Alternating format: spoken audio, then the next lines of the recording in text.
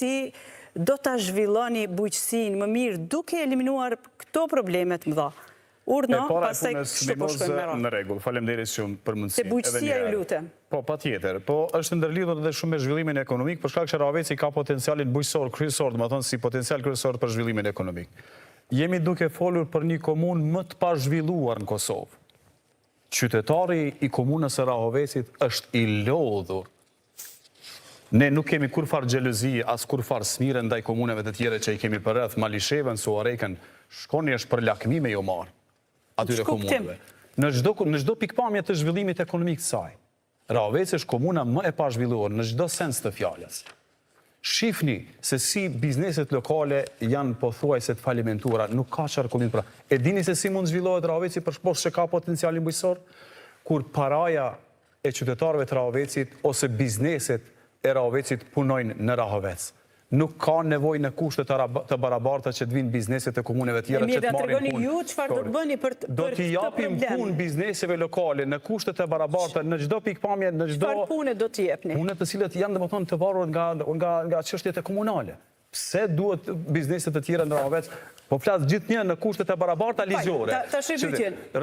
Punët në Rahovec kryejnë kompanitë nga Sigurisht që po. Mirë, me ligje nuk është se ndalohen. Me ligje, po nuk është se, po në kushtet e barabarta. Jo, edhe me kritere mund të... Në kushtet e barabarta, gjithmonë do të kenë përparësi biznes, sepse kur paraja e qytetarit Rahovecit frekuenton, qarkullon, sigurisht që kemi një zhvillim edhe një infuzion për bizneset lokale. Sot bizneset lokale në Rahovec janë në një gjendje të mjerueshme. Sinqerisht po ju them këtë, sepse nga vizita pastaj që ky është vizioni juaj që zhvillimi ekonomik është përmirësimi i kushteve jetësore të qytetarëve dhe lidhja ose jepja mundësinë e bizneseve të komunës së Rahovecit që të punojnë për punë të cilat realisht janë kompetent dhe është fushë veprimtarie e tyre.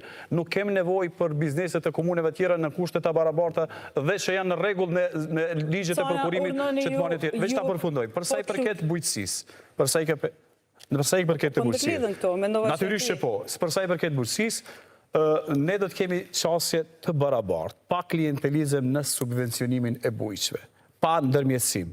Kjo është shumë domethënëse, sepse do të përpiqemi që të kemi një bujqësi intenzive, jo bujqësi ekstenzive, ku kemi rendiment të ulët, kemi disa motikultivator, kemi disa sera që kanë ka 2 ose 3 ari dhe themi që po investojmë në bujqësi. Pavarësisht buxhetit të deklaruar.